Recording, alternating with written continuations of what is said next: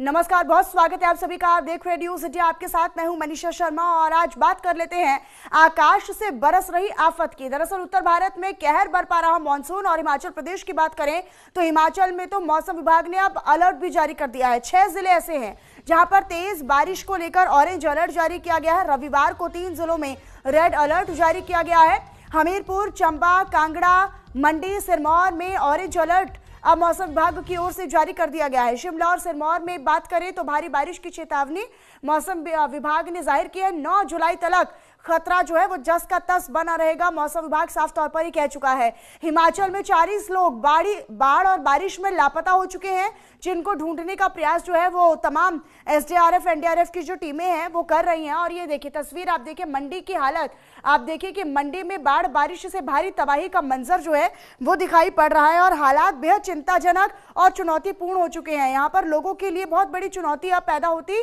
नजर आ रही है। आपदा जो है वो इस कदर है, कुदरत का कहर जो इस कदर है वो आप तस्वीरों में देखिए कि कितना मलबा, बाढ़, बारिश, लैंडस्लाइड के कारण यानी भूस्खलन के कारण आया हुआ मलबा लोगों के लिए आफत बना हुआ है। कई लोग अभी तक लापता हैं और कई ऐसे जिले हैं जहां पर अलर्ट जारी किया गया है। 9 जुलाई तक खतरा बना रहेगा, टला नहीं है, जिसका तस खतरा बना रहेगा, ऐसी संभावना मौसम विभाग ने जाहिर की है। हिमाचल की बात करें तो हिमाचल में अभी तक कुल पूरे प्रदेश की बात करें तो 40 लोग अभी तक बाढ़ बारिश में लापता है। उन्हें ढूंढने का, उन्हें सर्चिंग अभियान के जरिए उनको ढूंढने का जो प्रयास है वो किया जा रहा है।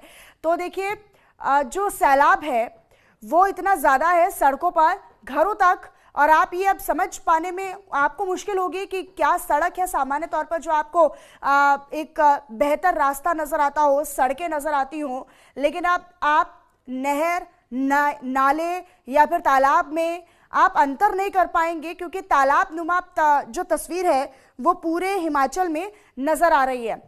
नदी नालों का जल स्तर बहुत ही ज्यादा खतरे के निशान को भी पार कर चुका है। जल स्तर बढ़ने के कारण लोगों को कई दिक्कतों का सामना करना पड़ रहा है और कई ऐसे इलाके हैं जहां पर बाढ़ का पानी जो है वो लोगों के जनजीवन को पूरी तरीके से प्रभावित कर चुका है। लोगों का जनजीवन जो है वो अस्त व्यस्त नजर आ रहा है।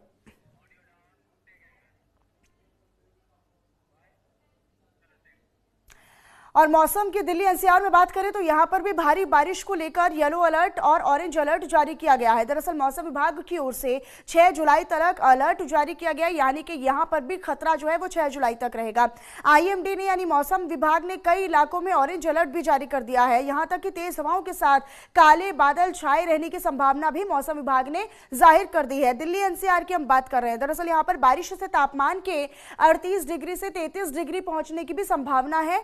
तो यानी कि जो गर्मी का सितम झेल रहे थे उनके लिए तो राहत है और बीच बीच में मौसम जो है वो बेहद बेहतर और सुहावना हो जाता है। तेज हवाओं के साथ साथ मौसम के सुहावना होने की एक राहत और एक लुत्फ होता हुआ लुत्फ लेते हुए लोग तो नजर आ रहे हैं, लेकिन दूसरी तरफ जो यहाँ पर अव्यवस्थाएं हैं, जो यहाँ पर असुविधाएं हैं, जो यहाँ पर परेशानियां हैं, वो लोगों के लिए मुसीबत का सबब यानी कारण बनी हुई है। तो पहाड़ से लेकर मैदान तक कमोबेश एक ही जैसी तस्वीर है।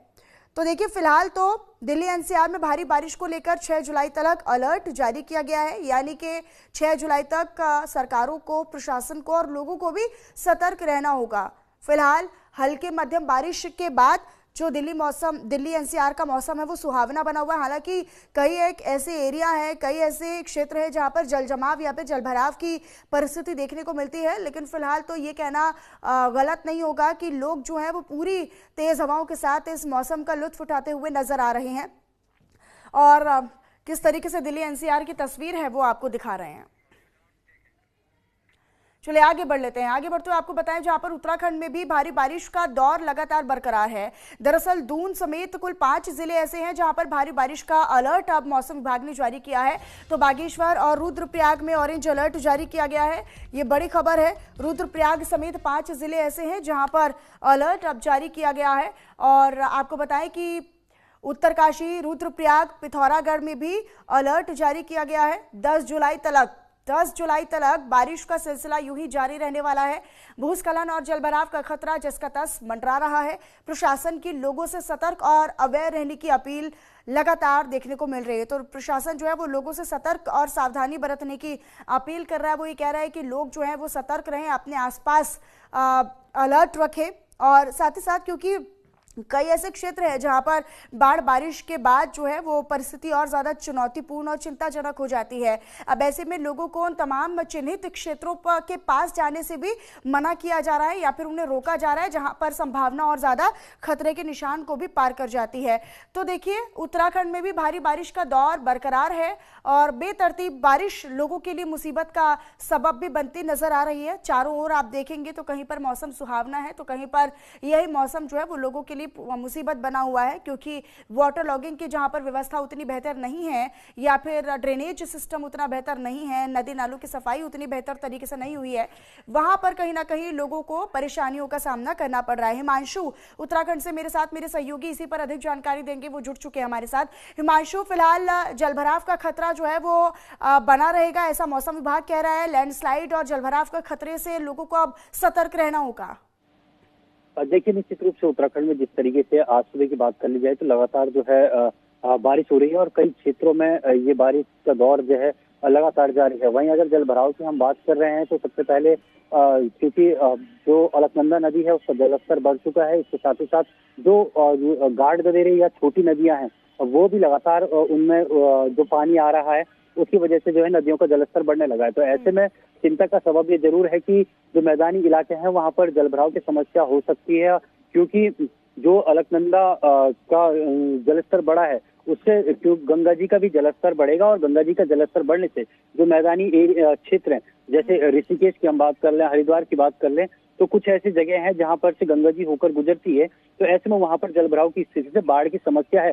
पिछले वर्ष भी देखने को मिला था कि जलभराव के कारण वहां पर बाढ़ जैसी समस्या जो है आम जो व्यक्ति हैं उनको झेलनी पड़ी थी, आम जनमानस को वहां पर झेलनी पड़ी थी। और इस बार फिर एक बार फिर जिस हिसाब से मौसम विभाग ने देखिए, पहाड़ी जिलों की बात एक तरफा है क्योंकि वहां पर हम समझ सकते हैं कि वहां पर चुनौतियां उतनी रहती है, कभी पहाड़ दरकना, कभी लैंडस्लाइड हो जाना, लेकिन जो मैदानी क्षेत्र हैं, उत्तराखंड में भी मैदानी जिले हैं, वहां पर भी वाटर लॉगिंग की व्यवस्था उतनी बेहतर नहीं होने के कारण भी लोगों को परेशानियों का सामना करना पड़ता है।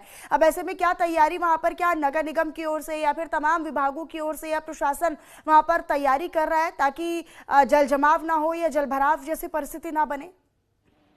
देखिए, निश्चित रूप से अगर हम मैदानी इलाकों में बात करें तो सबसे बड़े नगर निगम की बात हम करते हैं।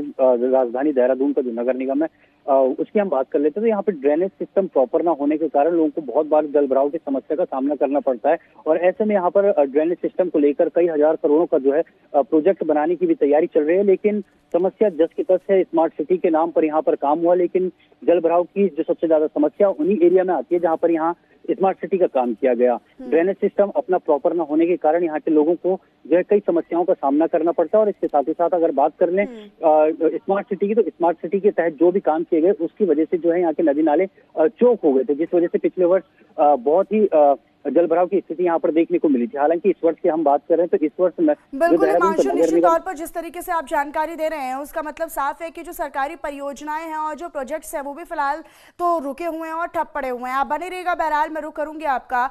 आगे बढ़ लेते हैं। अब आपको बताया जहाँ उत्तराखंड में मानसून का कहर देखने को मिल रहा है। दरअसल उत्तराखंड में अब मंदाकिनी और अलकनंदा ने फिर से अपना रौद्र रूप धारण कर लिया है। भगवान शिव की मूर्ति लगभग डूबती नजर आ रही है। ये तस्वीर भी आपको दिखा रहे किस तरीके से अलकनंदा और मंदाकिनी नदी का जो जलस्तर है वो बढ़ता नजर आ रहा है और भगवान शिव की मूर्ति भी लगभग डूब चुकी है। मंदाकिनी और अलकनंदा नदी भारी बारिश के कारण अपने उफान पर है और खतरे के निशान के भी ऊपर जाती नजर आ रही है। ये देखिए तस्वीरें, आप देखिए भगवान शिव की मूर्ति भी डूबती हुई नजर आ रही है, लगभग डूब ही चुकी है। और उत्तराखंड की अलकनंदा नदी की ये तस्वीरें हैं, आप देखिए ये नदियां जो कहीं ना कहीं यहाँ पर लोग भी पहुँचते हैं और लोग भी मान्यता देते हैं, लेकिन इसके बावजूद अब यहाँ पर व्यवस्थाएं ना होने के कारण या फिर उतना बेहतर सिस्टम नहीं होने के कारण यहाँ पर भी जल जमाव जो है वो देखने को मिल रहा है। जो नदी का जल स्तर है वो अब बढ़ चुका है, यहाँ तक कि खतरे के निशान के भी ऊपर पहुँच चुका है। और जो सामान्य तौर पर यहाँ पर आम जनमानस आते होंगे या फिर लोग आते होंगे उन्हें भी अवेयर किया जा रहा है कि फिलहाल के लिए परिस्थिति को समझते हुए और उस परिस्थिति की संवेदनशीलता और गंभीरता को देखते हुए यहाँ पर लोगों को भी फिलहाल मना किया जा रहा है। अब ये देखिए ड्रोन के माध्यम से कैप्चर की गई ये तस्वीरें हैं कि जहाँ पर जल स्तर बढ़ा हुआ है, जो प्रभावित क्षेत्र हैं उनका मुआयना यहाँ पर किया गया है। आगे बढ़ते हुए आपको बताएं, जहां पर उत्तराखंड में मानसून की बारिश का कहर भी लगातार देखने को मिल रहा है। बारिश से प्रदेश भर में जनजीवन जो है वो पूरी तरीके से अस्त व्यस्त हो चुका है। संवेदनशील क्षेत्रों की बात करें तो संवेदनशील क्षेत्रों की लगातार मॉनिटरिंग की जा रही है और प्रदेश में मानसून की बारिश से जनजीवन अस्त व्यस्त हो चुका है। पूरे प्रदेश से लैंडस्लाइड की और भूस्खलन की खबरें भी सामने आ रही हैं। तो मानसून में जहां गृह मंत्रालय की ओर से उत्तराखंड में वर्तमान परिस्थितियों की मॉनिटरिंग लगातार हो रही है, तो वहीं दूसरी ओर आपदा प्रबंधन विभाग भी लगातार मॉनिटरिंग करने का काम कर रहा है। तो आपदा सचिव विनोद कुमार सुमन का इस दौरान ये कहना है कि प्रदेश में मानसून के दरमियान अभी स्थिति फिलहाल सामान्य है और जहां पर भी रास्ते बंद हो रहे हैं या फिर रास्तों पर रोक लगी है, उन्हें 30 मिनट से लेकर 3 घंटे के अंतराल के बीच में खोल दिया जा रहा है और ये प्रयास लगातार किए जा रहे हैं। देखिए, मौसम लगातार बदल रहा है और मौसम के खराब होने के कारण यहाँ पर जो तमाम व्यवस्थाएं हैं वो भी पूरी तरीके से चरमराई हुई हैं। तमाम जो सरकारी परियोजनाएं हैं, प्रोजेक्ट्स हैं, वो भी फिलहाल ठप पड़े हुए हैं। तो संवेदनशीलता को समझते हुए लगातार ऐसे क्षेत्रों में जो मॉनिटरिंग है वो हो रही है। तो उत्तराखंड में मानसून की बारिश का कहर जो है वो चौतरफा देखने को मिल रहा है और इससे कहीं पर भी अछूता नहीं है। देखिए, बारिश से प्रदेश में जीवन जो है वो पूरी तरीके से अस्त व्यस्त हो चुका है। संवेदनशील क्षेत्रों की लगातार मॉनिटरिंग भी हो रही है। प्रदेश सरकार जो है वो लगातार अब मॉनिटर भी कर रही है। प्रशासन अपनी जिम्मेदारियों का निर्वहन कर रहा है। प्रदेश में मानसून की बारिश से जनजीवन पूरी तरीके से अस्त व्यस्त है। निश्चित तौर पर मानसून के बाद या फिर जब परिस्थिति सामान्य होगी तभी सामान्य जिंदगी की पटरी पर लोगों की जीवन शैली जो है वो लौट पाएगी, ऐसी उम्मीद है। और पूरे प्रदेश से लैंडस्लाइड की खबरें भी लगातार सामने आ रही हैं। मानसून में जहां पर गृह मंत्रालय की ओर से अब इसे बीते दिनों ही गृह मंत्रालय की ओर से साफ किया गया। गृह मंत्री अमित शाह ने भी सीएम धामी से बातचीत की थी और उस दरमियान भी उन्होंने हर संभव मदद का और मॉनिटर किया जा रहा है इसका भी आश्वासन दिया था। तो वर्तमान परिस्थितियों की निगरानी भी की जा रही है। तो वहीं आपदा प्रबंधन विभाग जो लगातार मॉनिटर करने का काम कर रहा है, इस पर निगरानी बनाए हुए हैं। आपदा सचिव विनोद कुमार सुमन का यह साफ तौर पर कहना है कि प्रदेश में मानसून के दौरान अभी स्थिति फिलहाल तो सामान्य है और जहां पर भी रास्ते बंद हो रहे हैं उन्हें 30 मिनट से लेकर 3 घंटे के अंतराल के बीच में खोलने का प्रयास हो रहा है।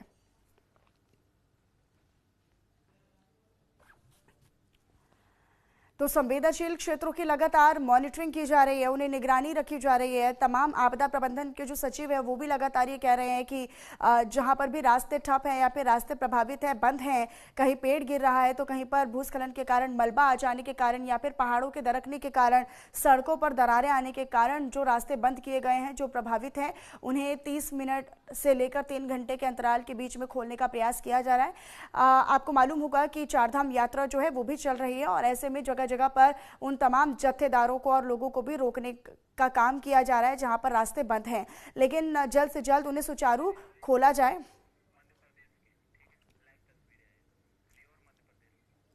तो ये तस्वीरें आप देखिए, सीहोर मध्य प्रदेश की आपको तस्वीरें दिखा रहे हैं। मध्य प्रदेश में भी अब से पहले हम केवल उत्तराखंड और हिमाचल की बात कर रहे थे, लेकिन आप मध्य प्रदेश का हाल भी देखिए, किस तरीके से बद हालत में यहाँ की व्यवस्थाएं नजर आ रही हैं। गाड़ियाँ आधी से ज़्यादा पानी में जलमग्न हो चुकी हैं, डूब चुकी हैं और ये कोई रिहायशी इलाका हो सकता है। देखिए, लोग भी कुछ प्रक्रिया अपनी पूर्व भी साफ सफाई करवाई थी नालों की, और आज जो बारिश हुई है, जहाँ जो रोड का निर्माण हुआ है उसके कारण से यदि कहीं पे भी जो जल भराव की आई है तो तत्काल हमने उसको तोड़ करके और जल निकासी करवाई है। इसके अलावा आज निरीक्षण किया जा रहा है सीएमओ के साथ में, नगरपालिका अध्यक्ष और इन सब लोगों के साथ में। जहाँ जहाँ दिक्कत आ रही है वहाँ बैठ करके हम लोग ये उसका निरीक्षण करके और काम करवाने का प्रयास कर रहे हैं। पूरे प्रदेश में वर्तमान में आपदा की दृष्टि से स्थिति सामान्य है। रास्ते हमारे जो बंद हो रहे हैं 30 मिनट से लेकर 2-3 घंटे तक में हम लोग खोल दे रहे हैं। वर्तमान में लगभग सभी मेजर रास्ते खुले हुए हैं। बद्रीनाथ हाईवे 2 जगह बार बार बंद हो रहा है, उसको हम लोग खोल भी दे रहे हैं। इसी प्रकार से यमुनोत्री का मार्ग भी बंद हो रहा है, उसको खोल दे रहे हैं हम लोग। गंगोत्री का मार्ग खुला हुआ है। यमुनोत्री में एक जगह मार्ग बाधित है जिसको खोलने की कार्रवाई चल रही है और वो भी उम्मीद है कि अगले चलिए आगे बढ़ते हैं और संभल के जरा मौसम आगे खराब है क्योंकि मंडी, हिमाचल प्रदेश और ब्यास नदी में बाढ़ जैसे हालात हैं। तो रुद्रप्रयाग, उत्तराखंड के रुद्रप्रयाग में अलकनंदा नदी का जो जल स्तर है वो बढ़ चुका है। उत्तराखंड के रुद्रप्रयाग की ही बात करें तो यहाँ पर केदारनाथ मार्ग पर भी भूस्खलन जैसी जानकारी है। तस्वीरें भी उस दरमियान के सामने आई हैं। यूपी की बात करें तो वाराणसी की गंगा नदी का जल स्तर भी सामान्य से ऊपर पहुंचा है और वो भी बढ़ चुका है। गुजरात के बनासकांठा की बात करें तो यहाँ पर सड़कें जलमग्न नजर आ रही हैं। जो सड़कें हैं वो तालाब में तब्दील होती हुई नजर आ रही हैं। राजस्थान के जोधपुर की तरफ आप जाइए, जो आपको अंतिम तस्वीर भी दिखा रहे हैं। यहाँ पर जलभराव के कारण यातायात यानी कि आवागमन जो है वो पूरी तरीके से बाधित हो चुका है। तो कुल मिलाकर हर राज्य की हमने आपको 6 तस्वीरें दिखाई हैं। हिमाचल प्रदेश के मंडी की आप देखिए तस्वीर, यहाँ पर चिंताजनक हालात बने हुए हैं। ब्यास नदी का जो जलस्तर बढ़ने के कारण वहां पर बाढ़ की संभावना है। चलिए आगे बढ़ते हैं। अब आपको बताया जाए उत्तर प्रदेश की बात करें तो उत्तर प्रदेश में भी आफत बनकर बारिश जो है वो लगातार बरसी है। भारी बारिश से उफान पर आ चुकी है गंगा यमुना नदी और स्थानीय लोगों से अब सावधान रहने की अपील भी की जा रही है। मौसम विभाग ने इसको लेकर अलर्ट भी जारी कर दिया है। 48 घंटों में गरज चमक के साथ बारिश की आशंका मौसम विभाग ने जाहिर की है। तो उफान पर गंगा नदी है। उत्तर प्रदेश की बात कर रहे हैं, उत्तर प्रदेश में भी दरअसल गंगा यमुना नदी जो है वो अपने खतरे के निशान पर है और यहाँ पर भी सामान्य तौर पर लोगों के आवागमन को फिलहाल तो रोका गया है।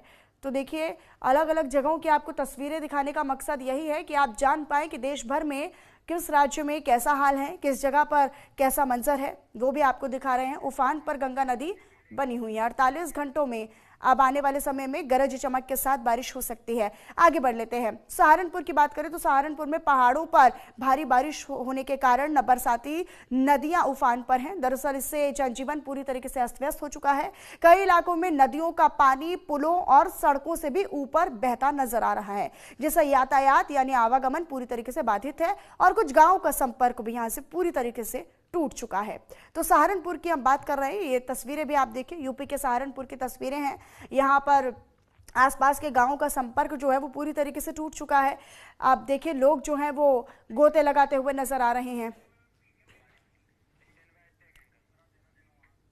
चलिए आगे बढ़ते हैं। अब अगली बड़ी खबर आप तक साझा करते हैं। राजस्थान की खबर है जहां पर मानसून की झमाझम बरसात भी जारी है। अब धौलपुर में बारिश के बाद कई इलाकों में जलभराव होने की खबर है।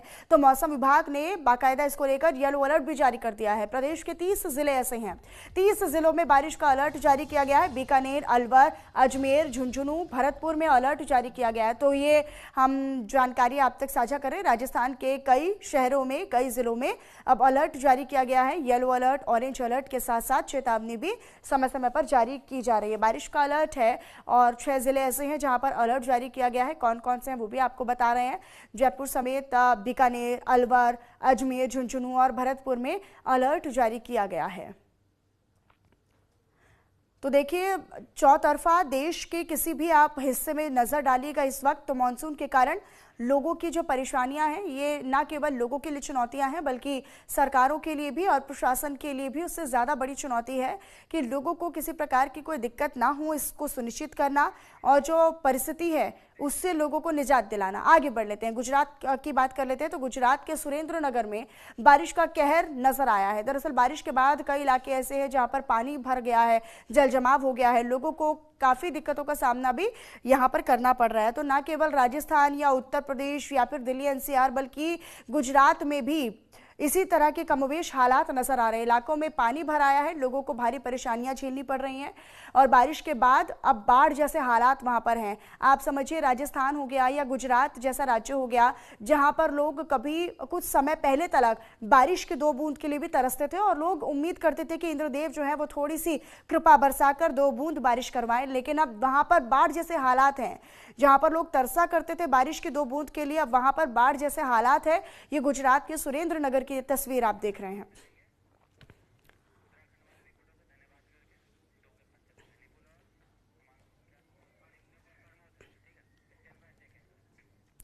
और चलिए जगह जगह से हमारे सहयोगी में हमारे साथ जुड़े हुए हैं। प्रमोद गुप्ता संवाददाता बदायूं से हमारे साथ जुड़े हुए हैं और निकुल पटेल हमारे सहयोगी गुजरात के अहमदाबाद से हमारे साथ लाइव जुड़े हुए हैं। हिमांशु ने भी जानकारी हमारे साथ लाइव जुड़कर दी। हिमांशु, बहुत शुक्रिया आपका हमारे साथ जुड़ने के लिए, जानकारी साझा करने के लिए। निकुल का मैं रुख कर लेती हूँ, अहमदाबाद में वो जुड़े हुए हैं। निकुल, बताइएगा यहाँ पर फिलहाल किस तरह का मंजर है, किस तरह की चुनौतियों का सामना लोगों को करना पड़ रहा है। अगर मैं गलत नहीं हूँ तो मुझे सही भी कीजिएगा, गुजरात वही ऐसा राज्य है जहाँ पर अब से कुछ समय पहले तक, सालों पहले तक लोग बारिश के लिए भी तरसते थे, लेकिन अब यहाँ पर ऐसी परिस्थिति है कि बाढ़ जैसे हालात है।